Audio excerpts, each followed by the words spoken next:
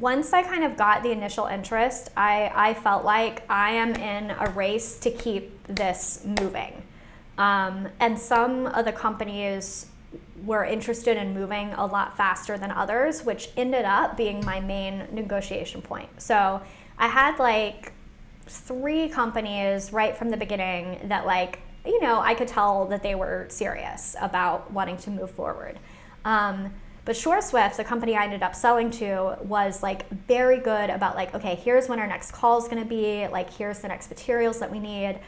The good thing was it was very, very easy to share everything they needed. One, because I was totally transparent and that was obvious to them that I didn't have my version of the P&L and then a month later I'm going to send you the bookkeeper's version of the P&L. You know, it was just like, I just sent everything I had right from the beginning. And the business was so simple. 100% of our revenue was in Stripe. We didn't have anybody mailing us checks. We didn't have any custom plans, custom work. It's just like, here's our Stripe account, shows you all the revenue, you know, here's the ProfitWell account, shows you the churn.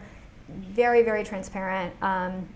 You know, our tech stack was like just industry best practices. There were no like crazy surprises there. So yeah, SureSwift was much more consistent, where some of the other companies were like, oh, well, you know, we're going to have these internal meetings and we're going to have to kind of talk about it and think about it.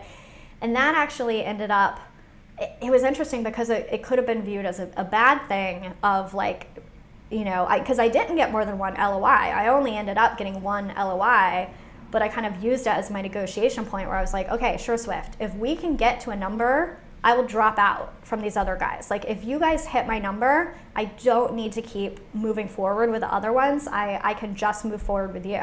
So in some ways, like, it ended up kind of working out for me that they were a bit slower and not ready to go to the LOI stage yet, because it just allowed me to go all in with a company that did end up being a great match for me. Hey, thanks for watching today's video. If you loved today's video, then I bet you're going to absolutely love John Warrillow's best-selling book, Built to Sell. It's been endorsed by entrepreneurs such as Seth Godin, Bo Burlingham, Patrick Bet-David, Tim Ferriss, and many more. And guess what? You can grab a free copy of this book. All you have to do is head over to builttosell.com to grab your free copy today.